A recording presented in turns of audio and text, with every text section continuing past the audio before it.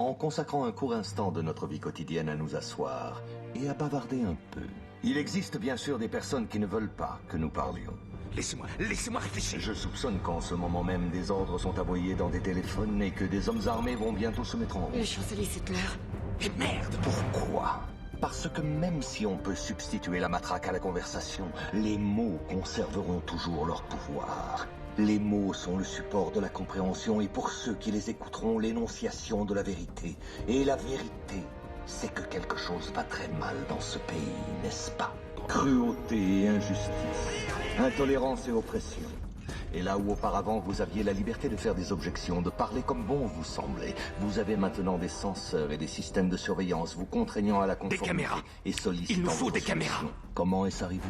Qui est à blâmer? Bien sûr, il y a ceux qui sont plus responsables que les autres et qui devront en rendre compte. Mais, encore dans un souci de vérité, si vous cherchez le coupable, regardez simplement dans un miroir. Je sais pourquoi vous l'avez fait. Je sais que vous aviez peur. Qui pourrait se vanter du contraire? Guerre, terreur, maladie. Une myriade de problèmes a contribué à perturber votre jugement et à vous priver de votre bon sens. La peur a pris ce qu'il y avait de meilleur en vous, et dans votre panique, vous vous êtes tourné vers Adam Settler, aujourd'hui chancelier. Il vous a promis de l'ordre, il vous a promis la paix. Tout ce qu'il a demandé en échange, c'est votre consentement silencieux et docile. Les peuples ne devraient pas avoir peur de leur gouvernement. Les gouvernements devraient avoir peur du peuple. Découpons. La police a arrêté 9 individus. Tout ce baratin, tu y crois, toi? Ils nous ont servi ça tout l'été. En dehors de la zone de quarantaine, un nouveau virus pathogène a tué 27 personnes. Notre histoire commence, comme souvent les histoires de ce genre, avec un jeune politicien plein d'avenir. Il est profondément croyant et aussi membre du Parti conservateur. Il est plus qu'obstiné de nature et n'a aucun respect pour le processus politique. Plus il acquiert de pouvoir, plus son fanatisme s'affiche et plus ses partisans deviennent agressifs. Finalement, son parti initie un projet spécial au nom de la sécurité nationale. Ce projet au début passe pour être de la recherche en armes biologiques et se poursuit sans aucune limitation de budget, alors que son but véritable est le pouvoir. Une hégémonie totale, absolue. Le projet toutefois prend fin de façon brutale. Mais les efforts des protagonistes n'ont pas été vains. Une nouvelle technique de guerre est née du sang de l'une des victimes. Imaginez un virus, le plus terrifiant qui puisse exister, et ensuite imaginez que vous, et vous seul, ayez le remède.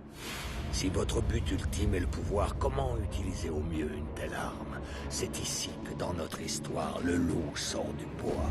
C'est un homme, apparemment sans conscience, pour qui la fin justifie toujours les moyens, et c'est lui qui suggère que leur cible ne devrait pas être un ennemi du pays, mais plutôt le pays lui-même. Pour maximiser l'effet de l'attaque, 3 cibles sont choisies. Une école, une station de métro et un centre d'épuration. Plusieurs centaines de morts dès les premières semaines. Nous apprenons que Treewaters a bien été contaminé. Les autorités font tout pour endiguer l'expansion meurtrière du virus. A déclenché une vague de destruction dans les stations de métro. Alimenté par les médias, la peur et la panique se répandent rapidement, déchirant et divisant le pays jusqu'à ce qu'enfin le but véritable devienne évident. Avant les crises de Sainte-Marie, personne n'aurait pu prédire le résultat des élections de cette année-là, personne. Et ensuite, peu après les élections, voilà qu'advint un miracle. Certains crurent à une intervention divine, mais c'était l'œuvre d'une compagnie pharmaceutique contrôlée par certains membres du parti qui devinrent tous scandaleusement riches. Un an après, plusieurs extrémistes ont droit à un procès, sont condamnés et exécutés, pendant qu'un mémorial est élevé pour canoniser leurs victimes. Mais le résultat final, le vrai génie de ce plan, était la peur. La peur devint l'instrument suprême de ce gouvernement et le moyen pour notre jeune politicien de se faire nommer pour tenir le poste nouvellement créé de haut chancelier. Le reste, comme on dit, appartient à l'histoire. Tout défilait devant mes yeux. Une longue suite d'événements qui m'a projeté dans le passé bien avant l'Arkill.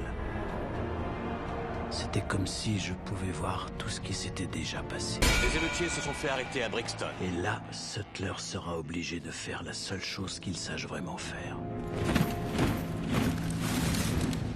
À ce moment-là, tout ce que V aura à faire, c'est tenir sa parole. Et ensuite...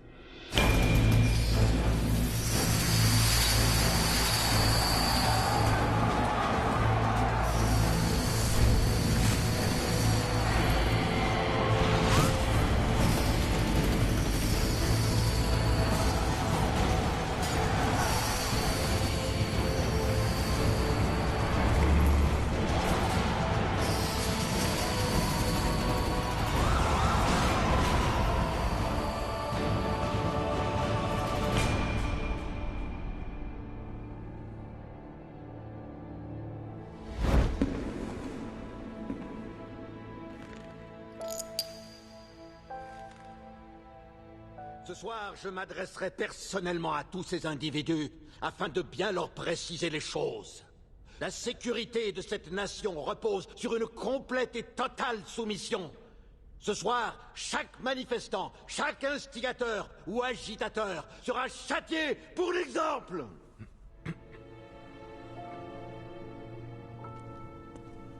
Restez où vous êtes. Vous êtes Evie Hammond, je me trompe?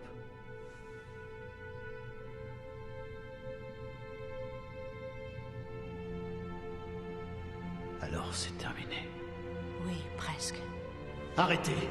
Lâchez tout de suite ce levier. Non.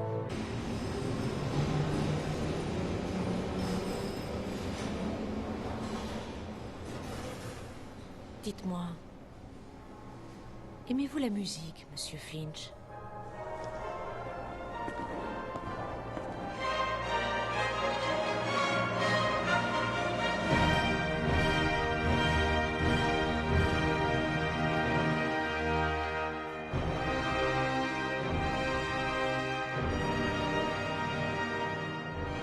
Cette musique. Oui. Sa musique.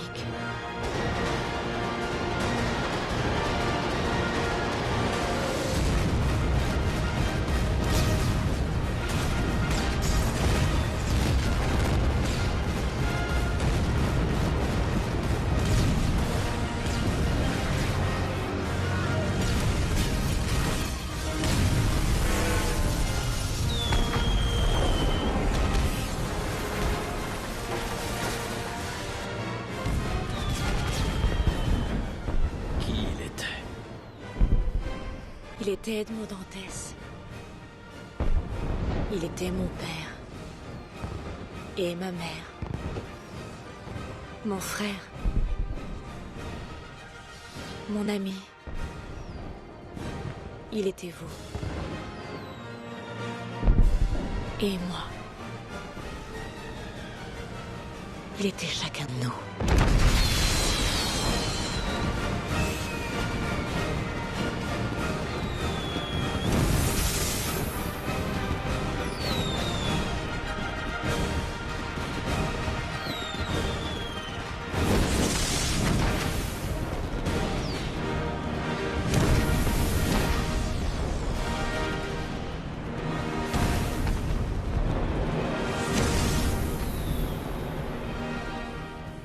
Personne n'oubliera jamais cette nuit-là. Et tout ce qu'il a représenté pour ce pays. Mais moi, je n'oublierai jamais l'homme. Et tout ce qu'il a représenté pour moi.